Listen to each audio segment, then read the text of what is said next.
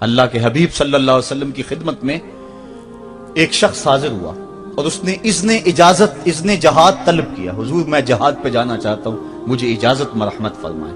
حضور نے فرمایا احیٌ والدا کا, کیا تیرے والدین زندہ ہیں؟ قالا نعم, عرض کی ہاں حضور میرے والدین زندہ ہیں.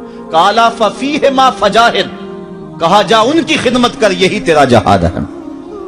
ماں باپ کو بلکتا ہوا چھوڑ جائے اور آپ جہاد پہ چلا جائے, ماں فالج میں گری ہوئی ہے اور بیٹا تبلیغی گشت پہ چلا جائے, باپ تڑپ رہا ہے اور بیٹا پیر کی چوکھٹ پہ جھاڑو دیتا پھرے, اللہ راضی نہیں ہوگا. میں سچ کہتا ہوں, اپنے بھی خفا مجھ سے ہیں بیگانے بھی ناخوش, کہ میں زہر حلال کو کبھی کہہ نہ سکا کند.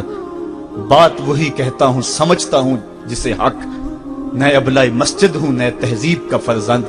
محمد عربی صلی اللہ علیہ وسلم سے بڑا پیر کون ہو سکتا ہے؟ لیکن حضرت وہ ویسے کرنی نہیں آ رہے. آقا کریم اپنے بٹن کھولتے ہیں اور کرن کی طرف, یمن کی طرف رخ کر کے لمبی سانسیں لیتے ہیں اور کہا میں رحمان کی خوشبو پا رہا ہوں.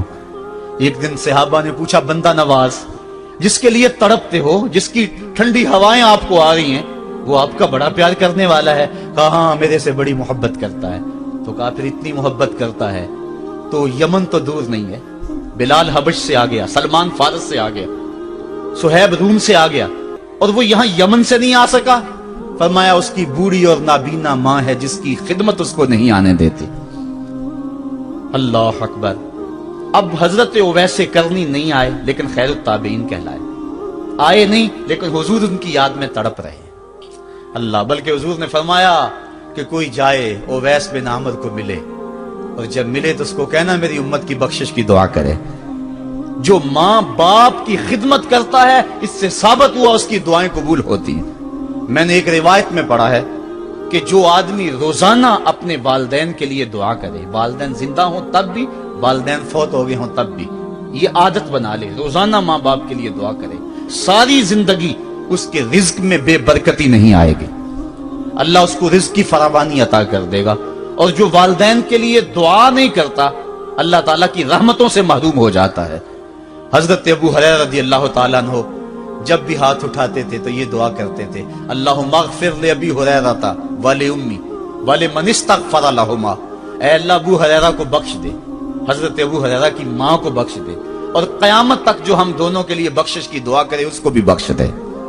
حضرت امام محمد بن سیرین ایک بزرگ ہوئے تابعی, جب بھی دعا کرتے تھے یہ دعا ضرور کرتے تھے, اے اللہ ابو ہریرہ کی بخشش کر دے. کسی نے کہا کہ تمہیں ابو ہریرہ رضی اللہ تعالیٰ نے ان کی ماں سے بڑی ہمدردی ہے. کہا ان سے جو ہمدردی ہونی ہے وہ تو ہونی ہے. انہوں نے کہا ہوا ہے اللہ ابو ہریرہ اور ان کی ماں کو بخش دے, جو ان کے لیے دعا کرے اس کو بھی بخش دے. تو میں دعا کر کے اپنی بخشش پکی کر رہا ہوں. تو والدین کے لیے دعا کرنا اللہ کی رحمت کو دعوت دینا ہے. تو فرمایا کہ جاؤ اویس بن عامر کو جانا اور جا کے اس کو میری امت کے لیے دعا کا کہنا. حضرت سیدنا عمر فاروق حضرت علی المرتضیٰ گئے, جا کے ڈھونڈا تلاش کیا, اویس بن عامر ملے, حضور کا سلام کہا, بس پھوٹ پھوٹ کے رونے لگے. کہا بتاؤ میرے رسول کے لبوں پہ میرا نام کیسے آیا تھا, حضور میرا جب تذکرہ کرتے تھے کیسے کرتے تھے. یہ درد دیکھا تو بولے کہ کیا آپ اتنی محبت رکھتے ہیں تو پھر ملنے کیوں نہیں آئے حضور کو, اتنا جو پیار رکھتے ہیں تو زیارت کرنے کیوں نہیں آئے. تو حضرت اویس کرنی نے بات کے رخ کو بدلا, کہا تم نے میرے رسول کو دیکھا, تم نے میرے رسول کی زیارت کی ہے؟ کہا ہاں ہم تو صبح و شام وہاں رہے ہیں. کہا پھر بتاؤ حضور کے یہ ابرو جڑے ہوئے تھے یا کھلے ہوئے تھے؟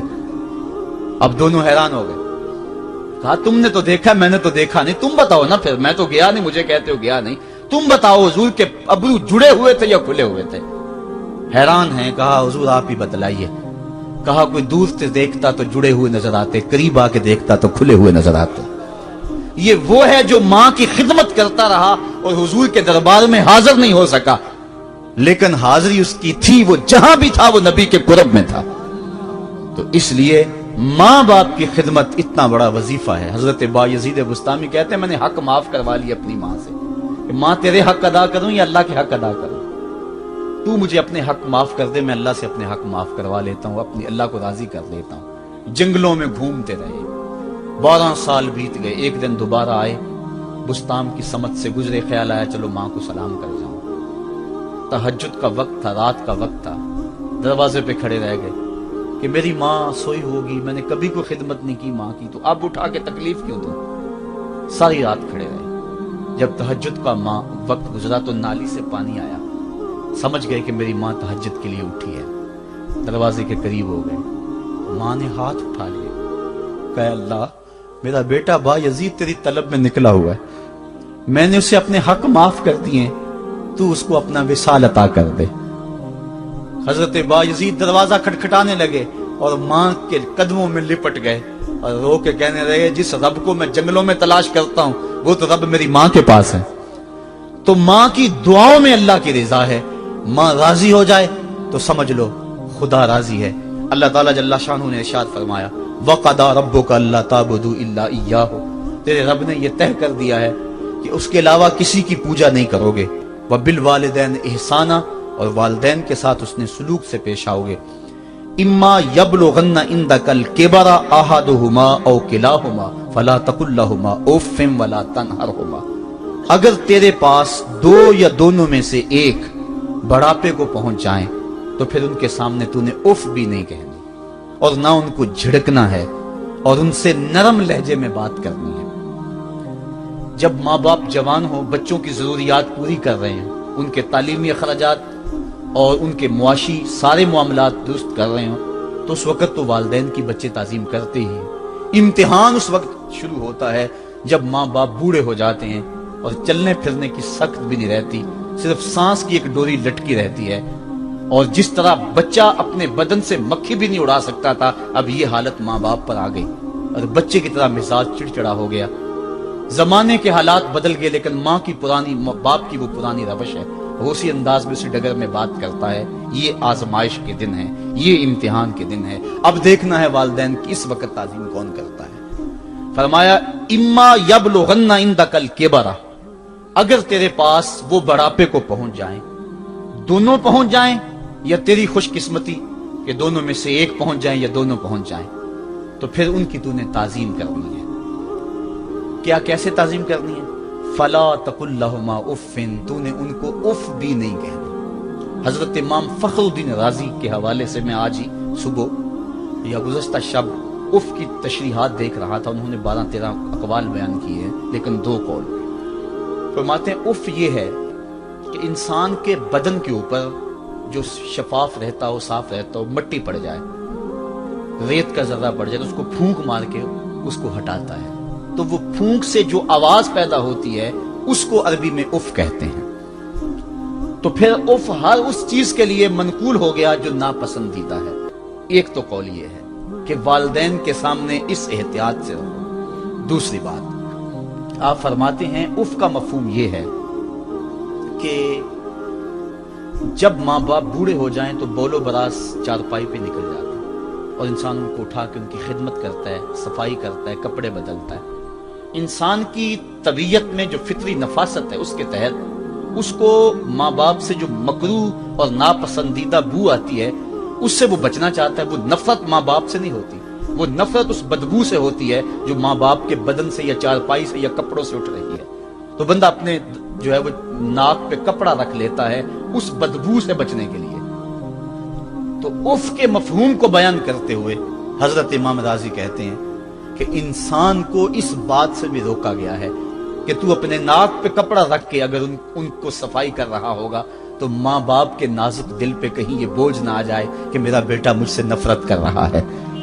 इसलिए वालिदैन की ताजीम का आलम यह है कि तू खुले नाक से उनकी खिदमत करे और वो बदबू सहता रहे और अपने नाक के ऊपर कपड़ा भी न रखे कि तेरे माँ और तेरे बाप के दिल के अंदर इतना खलाल और मलाल भी पैदा ना हो।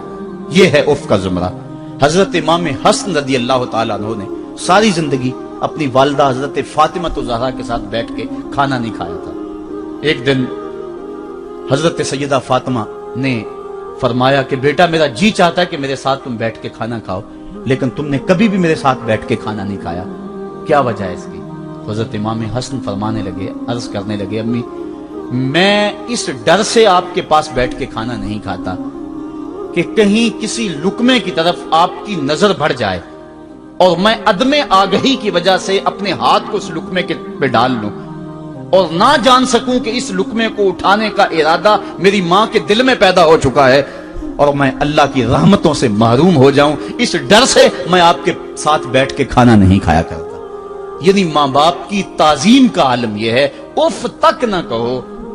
हजरत सईद इब्न मुसय्यब रदी अल्लाह ताला अन्हु जलीलुल कदर ताबी हैं, वो फरमाते हैं कि वालिदैन के सामने बेटे की हालत क्या होनी चाहिए। वो फरमाते हैं जिस तरह भागा हुआ गुलाम पकड़ा जाए और उसको पकड़ के जो है वो आका के सामने पेश कर दिया जाए, तो उस भागे हुए गुलाम को पकड़ के जब आका के सामने पेश कर दिया जाए तो जो हालत उस गुलाम की होती है, बेटे की हालत ये मां बाप के सामने होनी चाहिए। अब उन बेटों को सोचना चाहिए जो अपने मां बाप को दकियानूसी का ताना देते हैं और समझते हैं ये ओल्ड फैशन है, इन्हें क्या पता जमाना कहां चला गया है, और उनके फैसलों को मुस्तरद करते हैं। उलमा ने इस बात को तफसील के साथ बयान किया है कि शरीयत के जो कतई ज़ाब्ते हैं, उन ज़ाब्तों और उन कवानीन को और उन मामलात में तो वालिदैन की फर्माबरदारी नहीं होगी, अल्लाह की अगर मासियत होती हो, लेकिन जो मामले शक वाले हैं वहां मां बाप के कौल को तरजीह दी जाए। तो फरमाया उनके सामने उफ भी नहीं कहनी, वकुल लहुमा कौलन करीमा, और उनसे नरम लहजे में बात करनी है।